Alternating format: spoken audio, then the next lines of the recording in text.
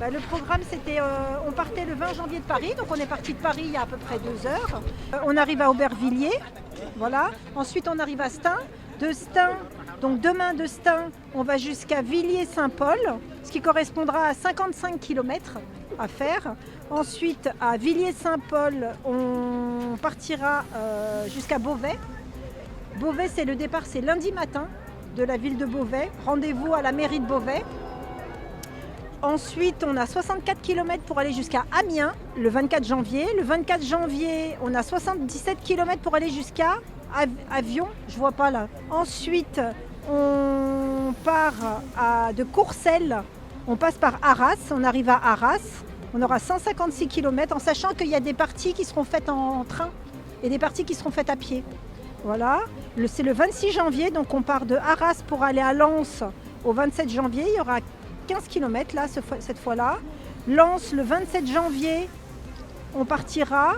Voilà, en tout cas, on arrive le 1er février en Belgique, à Bruxelles, devant le Conseil de l'Union européenne. On se retrouve tous là-bas.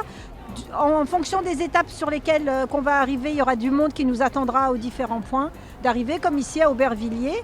On a quelques personnes qui nous attendent, qui se rejoignent à nous. Et en Belgique, on espère avoir beaucoup de monde devant le Conseil de l'Union européenne pour demander un cessez-le-feu sans condition, sans aucune condition, parce qu'ils ont accepté un cessez-le-feu il y a 2 jours, mais ils ont imposé des conditions. Voilà. Donc on espère être nombreux là-bas et que vous nous rejoignez en Belgique. Voilà, le 1er février. Enfants de Palestine, c'est l'humanité qu'on assassine. Enfants de Gaza, enfants de Palestine. Ça ne suffit pas directement évidemment, mais c'est un soutien déjà symbolique parce que c'est vraiment un génocide que vive le peuple palestinien. Et il faut leur montrer, au moins leur montrer par la manifestation qu'on les soutient, qu'on est vraiment contre la manière qu'a Israël de s'opposer à ça, de leur faire la guerre, pour des raisons en plus qui ne sont pas du tout avouées. Mais bien sûr que ça ne suffit pas. Il faudrait que tous les États s'opposent à Israël et imposent un cessez-le-feu définitif. Je marche en soutien à la Palestine, qui est un peuple opprimé depuis très longtemps, depuis la nuit des temps. Donc on les soutient, on manifeste parce qu'on veut que ça s'arrête. Voilà. Donc ils ont été colonisés encore une fois par les Romains, les Babyloniens, les Ottomans, par toutes les grandes puissances, même la croisade, ça a eu lieu en Palestine. Jésus, il vivait en Palestine, il était menuisier. Donc Joseph était menuisier charpentier. Donc toutes nos histoires se déroulent là-bas. Donc depuis toujours, ils ont des juifs, ils ont des chrétiens, ils ont des musulmans.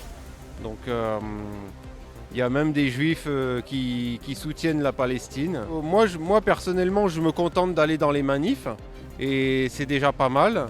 Donc mais oui, ils appellent à boycotter toutes les entreprises qui soutiennent l'État d'Israël et qui livrent gratuitement des colis aux soldats israéliens.